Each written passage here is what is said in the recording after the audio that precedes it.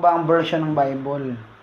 Pare-parehas lang ang thoughts, pero ibig sabihin, magkakaiba ng mga lingwahe.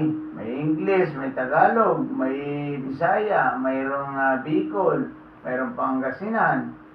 Meron iba-iba, pero isa lang ang ibig sabihin. Okay. Yan sabi ni Jen. Ask ko lang po, saan niyo po nabasa sa Biblia na ang reliyon ay isang samahan lamang? Ang reliyon kasi ay isang gawa ni Kristo. Ang ibig sabihin nitong mga samahan ay ito ay mga iglesia na samahan. Buksan natin sa pahayag para ikaw ay maliwanagan.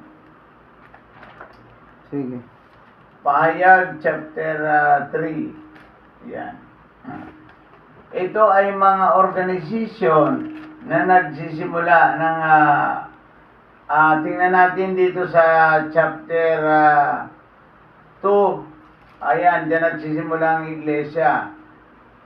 Iglesia ng sulat sa iglesia sa una saan? Sa Efeso.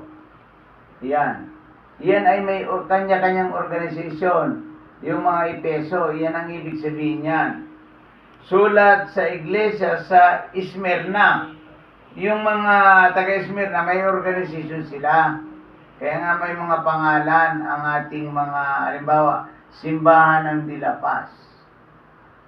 Ngayon, kung halimbawa tayo mga born-again Christian, sabi niya, born-again Christian Church from Dilapas. Yan. Kaya dito may nakatayo. Sulat sa iglesia sa Pergamo. Ayan, no? Yan yung mga organisasyon. Ayan.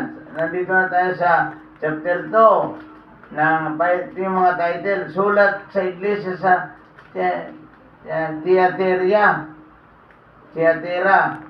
Sulat sa iglesia sa Sardis. Sulat sa iglesia sa Philadelphia. Sulat sa iglesia sa Laodicea. Yan yung mga organisasyon. Doon nagsimula yung reliyon. Yung mga organisasyon pala. Pero ang reliyon ay si Kristo ang gumawa. Nakuha mo ba